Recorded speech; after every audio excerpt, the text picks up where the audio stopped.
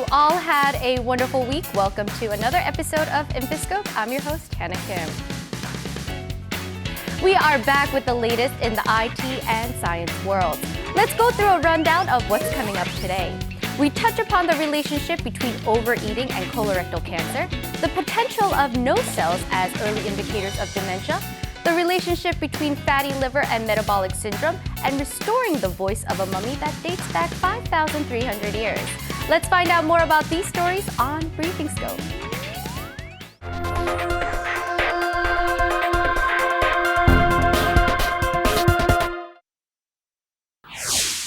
As part of commemorating World Cancer Day on March 21st, the Korean Society of Cancer Prevention released a list of things that Koreans can do to avoid colorectal cancer. Not overeating and maintaining a moderate weight were at the top of the list, followed by replacing white rice and bread with multigrain rice and whole wheat bread. Korean researchers became the first in the world to develop a way to diagnose dementia early on by using nose cells. They got the clue from the fact that dementia affects the olfactory system. The researchers stated that should this method become commercialized, a significant amount of money and time will be saved. New research has shown that people with a fatty liver are 3.31 times more at risk of developing metabolic syndrome than those with a healthy liver. The researchers were able to prove the relationship between fatty liver and metabolic syndrome. Italian researchers are currently working on recreating the voice of a mummy known as Otzi, the Iceman. Otzi's mummified body was discovered in 1991 and is estimated to be 5,300 years old, and researchers say that they could get Otzi's voice or a close approximation of it within 1 year. A lot of fun stories on Briefing Scope, but we have more. Recently, the artificial intelligence system AlphaGo has been gaining a lot of interest all over the world. This has led to a growing focus in IT in general, including a closer look into Korea's standing in voice recognition technology, mandatory IT-related classes in universities, and implementation of virtual reality in medicine. Let's take a closer look in Industry Inside.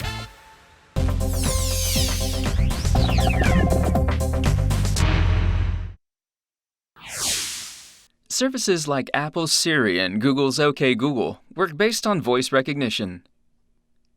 Voice recognition is seen as a key technology for artificial intelligence, as we can foresee an era where robots will act based on voice commands. Where does Korea stand in terms of voice recognition? Experts say that Korea is still in the incipient stage. There was voice recognition research taking place at one time, but it came to a halt, widening the gap between Korea and other developed countries in this field. 특히 한국의 대학 교육 시스템이 대기업이나 아니면 정부도 마찬가지로 어떤 성과 위주의 그런 연구 시스템이었기 때문에 음성 인식이 당장은 쓰일 수 있는, 당장은 모든 사람이 열광하고 흥분하는 그런 성과를 보여주지 못했기 때문에. Today, the United States currently has the lead in the voice recognition market. Korea stands in contrast to Apple, Google, and other IT companies that are heavily investing in this field.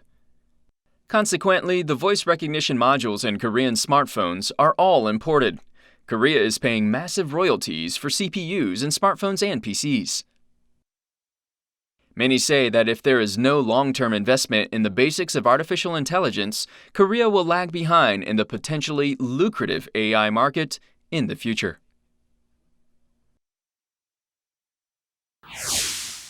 그 알파고라는 컴퓨터하고 취합을 해요. 컴퓨터의 발달이라는 것이 엄청나게 크게 발달을 하고 있어요. This is a liberal arts class for freshmen. The class talks about artificial intelligence and software, concepts that are more related to science and engineering. 프로그래밍 소프트웨어가 어떤 특별한 사람이 알아야 될 게 아니라 모든 사람이 다 알아야 되고, 특히 인문계 학생들이 그걸 많이 알면은 서로 훨씬 큰 지평을 얻을 수가 있고, 또 그것으로 인해서 많은 어떤 일거리도 생길 수 있고. As IT is now deeply ingrained in our lives, understanding science is more important than ever for liberal arts students. 제가 원래 전공으로 하고 있는 과목이랑 같이 배우게 되면 훨씬 더 폭넓게 또 많은 지식을 쌓을 수 있지 않을까 해서. More and more, universities are making IT-related classes mandatory for students of liberal arts. Software-related education is being emphasized. 예를 들어서 법학을 하든 의학을 하든 농업을 하든 어떤 분야에서 일을 하든 간에 그 분야에서 컴퓨터를 적용해서 문제를 해결하는 능력이 생기는 거죠.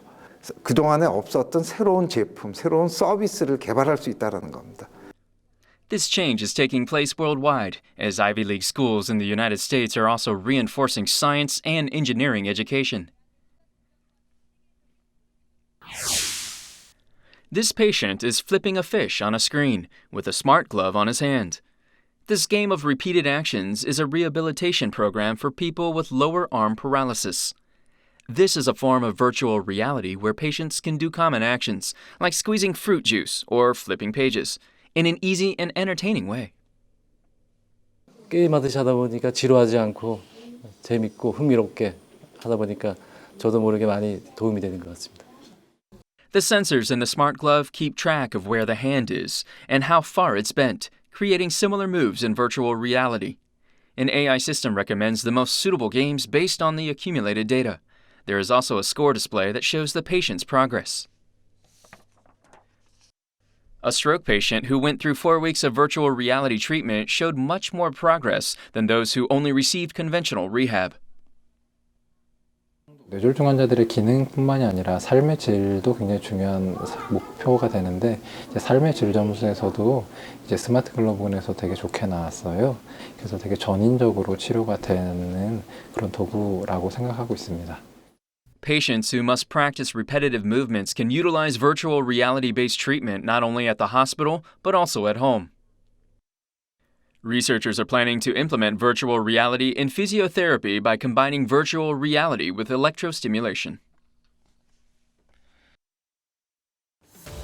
Virtual reality for rehabilitation. So interesting and so informative. But we have more news that augmented reality is developing as rapidly as virtual reality. For example, in our next section, we will learn that smart glasses are now capable of picking up fine motion. We also have the highlights of the first Korean bioplastic made by microorganisms, how technology can help detect certain gases in our breath to diagnose lung cancer or diabetes, and an update of how social robots can take care of dementia patients. Let's turn to Take a Peek to learn more.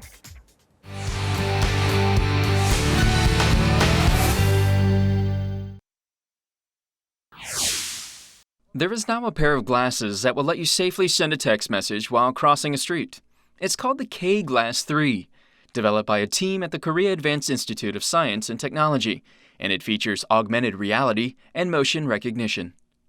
This is the third iteration of the K-Glass, which was initially released in 2014 featuring augmented reality, followed by the K-Glass 2 in 2015 with eye-tracking technology. The glasses allow the wearer to not only send a text message while in motion, but even play a piano in augmented reality. The key technology behind the glasses is the stereo camera system. The stereo camera system allows users to interact with a virtual keyboard or piano.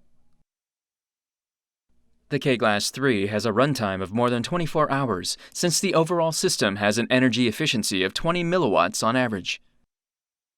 The smart glasses have 7 deep learning cores, which allow for fast recognition, and the glasses go into low-powered mode when there is no action from the user. The research team was able to implement an intuitive and convenient user interface in a miniaturized low-power system. The research leading up to these smart glasses was presented at the 2016 Institute of Electrical and Electronics Engineering's International Solid-State Circuits Conference, held in San Francisco earlier this year.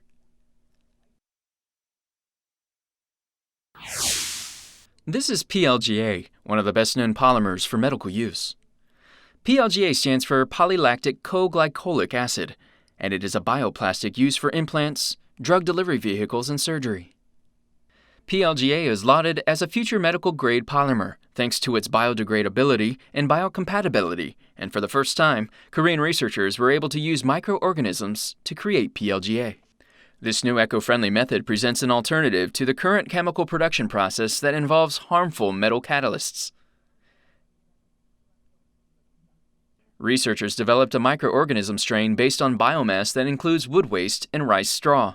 Moreover, the strain can be used to create other forms of polymers, opening new possibilities in bioplastic production. 기후변화 문제 때문에 화석 연료를 더 이상 쓰는 것은 쉽지 않습니다. PLGA라고 대변되는 의료용 고분자들은 굉장히 고부가 가치 고분자이기도 하고요. 또한 의료용으로 매우 활발히 사용되고 있습니다. This could be a turning point for the petroleum-dependent chemical industry as it can shift from oil to biomaterial and find a solution to the depleting supply and environmental issues. When this person blows into a smartwatch, the levels on the screen go up. The smartwatch is picking up the density of hydrogen sulfide, measuring the level of bad breath with the help of a sensor that analyzes gases in the breath. The smartwatch can be calibrated to measure the density of acetone and toluene, which are abundant in the breath of patients suffering from diabetes or lung cancer. The sensor is barely 1 millimeter long and wide. Researchers took a metal oxide used for semiconductors, transformed it into thread-like strands, and made the surface area as large as possible. On top of the surface, researchers placed a catalyst that makes the sensor more sensitive to certain gases. The sensor also does not require a lot of energy to run. 어제는 현재 국내 중소기업 업체에 기술 이전이 되었고요. 향후 한 3, 4년 안에는 완제품을 만들어 볼 계획입니다. Following commercialization, users will be able to detect diabetes and lung cancer early on and keep their health in check. Upon entering the office, a woman raises her hand in greeting. This brunette, however, is not a human being. She is a humanoid named Nadine.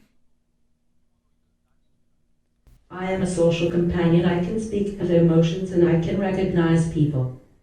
Developed by a team from Singapore, Nadine can express a variety of emotions and remember the conversations she had with other people. Moreover, the more Nadine talks with other people, the further her vocabulary and conversation skills will improve. Nadine can learn and improve thanks to artificial intelligence. Researchers believe that Nadine's communication skills will be of benefit to patients suffering from dementia or autism. If you leave these people alone, they will be going down very quickly. So these people need to be always in interaction. So Nadine is typically a robot that could stay. Nadine's speech patterns and movements are not as natural as those of human beings, but there's ongoing research to improve on that. In our previous episodes of InfoScope, we've seen robots as nurses and robots at social gatherings. And now with the help of Nadine, we will also have robots taking care of patients with autism or dementia. With that said, many people have been benefiting from both artificial intelligence and virtual reality. But some argue that there may be negative side effects of such advances. What do you think? Are we giving too much power to technology, or should we continue on with this research? That's something to think about over the week because it's time for me to say goodbye. We'll be back next week with more from the science and IT worlds. Have a wonderful week and goodbye.